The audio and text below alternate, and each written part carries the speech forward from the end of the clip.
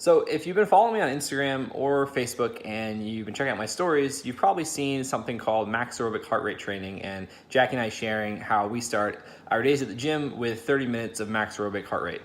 And so I want to use this video to break that down because a lot of you have commented asking what it is, and for me, I never heard of it until I got into the ketogenic diet and lifestyle and started learning about all these different mechanisms. And I want to use this video to share a little bit about what it is, and also share the anaerobic system and the aerobic system when it comes to exercise and why they're important to know, specifically, the max aerobic heart rate. So first off, what's aerobic training?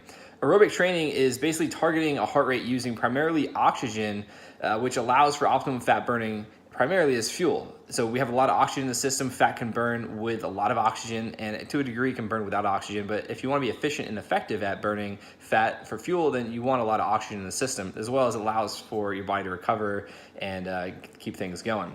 Now when we talk about fat, this is both dietary and body fat. So the context of burning, body fat to lose weight, or I like to say remove weight, there's just a lot of context in there. So for keeping this simple, we're gonna say just fat all over the board, and the aerobic system is really beneficial at burning fat efficiently and effectively. Now, on the other hand, the anaerobic system, or anaerobic training, and it's when you're high heart rate, which uses little to no oxygen during activity, and it burns primarily carbs and sugar for fuel. But I mean, it can also burn fat, but you need a lot of oxygen to burn fat effectively. And at this high heart rate zone, you're going to be burning mostly carbs and sugar, which is why when people do that consistently, they're not fat adapted. They get done with their workouts and they're feeling hungry or cravings, or they're like just drained, and we don't want that. So on the other hand, what's max aerobic heart rate, and more specifically, what's the max aerobic heart rate training? So it's targeting your peak heart rate for optimal fat oxidation, or burning fat for fuel, basically. So it's a point in your heart rate threshold where you're getting the most oxygen possible without going above that rate and getting less oxygen, but not staying below that rate and getting even less. So it's like this fine spot to where you're at your peak for burning fat efficiently for fuel.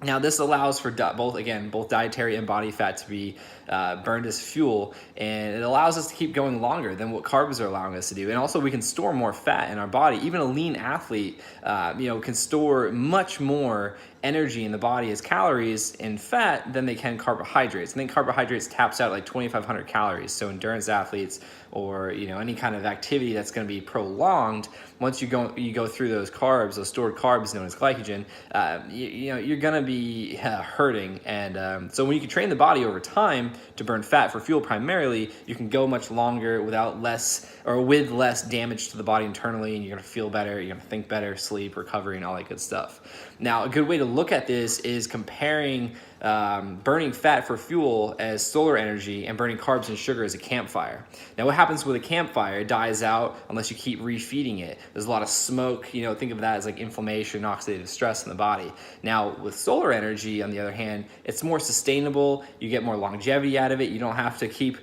pumping fuel into the system. It kind of like just recycles itself, and it's just cleaner burning. You can go longer. It's really simple. Now, how do we get our max aerobic target?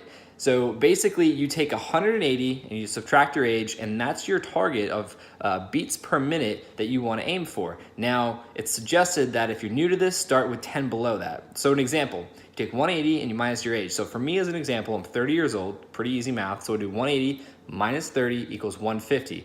Now, if you're brand new to this, or if you're older than 65, let's say, you want to subtract 10. So instead of 150 being your target, you want to go to 140.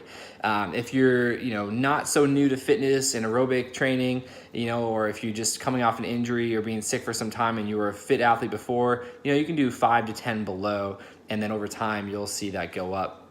But that's basically it. 180 minus your age equals your target, and you want to aim for anywhere from 10 to that target, 10 below to that target. When you go over, that unless you're a very trained fit athlete, you've been doing this for a while, you can start experimenting with going over, but you're just gonna have to see how you feel subjectively, and then get all the data and stuff like that. And that brings me to the next point, that you can track your data in distance and RPMs and time for distance and all these things, because over time, as you do this week after week after week, you're going to see that you're going to improve your distance, your power output, and all that stuff with your heart rate staying low. So let's say you start, for me, it's, my targeted heart rate is 150, and I can do 30 minutes and I can get 8 miles in at 30 minutes at 150. Now, over the course of a couple of weeks, I may do 8.5 miles. It's still at 150, and then another month goes by, I'm doing 9 miles. So it kind of works like that. Now, if you're testing every 3 to 4 weeks and you're not improving your distance is actually going lower, things like that, then that's where you got to drop your heart rate, beats per minute down even more than what you thought. And it's just really good to get a heart rate monitor. Polar makes a really affordable $50 or $60 strap.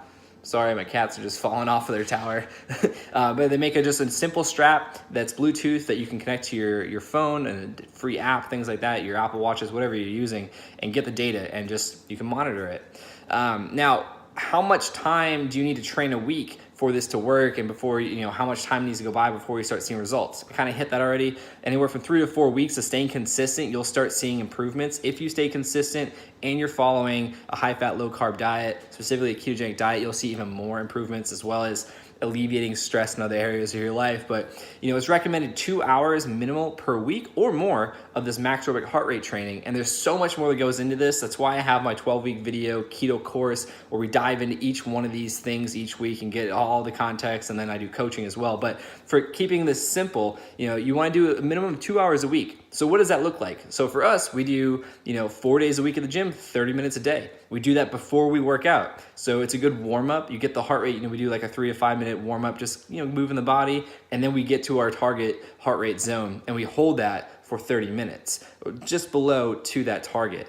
And that's all you need to do, and like, again, 3 to 4 weeks after, you're tracking your data those 3 to 4 weeks, then just see where you need to improve. If you haven't improved distance or, time and things like that at that heart rate, then maybe drop that targeted heart rate down a little bit and then just go from there. And if you're seeing improvements, it means you're doing it well. But that's just a little bit of max aerobic heart rate training. It was new for me, when I found it, obviously, because I didn't know about it before. So a lot of you have been asking about it, and I just feel like just sharing this video would be helpful. So leave any comments below, and DM me anytime if you want to see more videos like this, or if you want to know more about max aerobic heart rate training, or if you're interested in my 12-week keto coaching course. The app should be coming out soon. I'm really excited about that. But that's max aerobic heart rate training, and hope all is well. Hope you give this a shot, even just for a month, and just see how it goes. Again, you can do it on like a bike, you can do it on a rower, stationary bike, mountain bike, walking, jogging, things like that. Whatever is most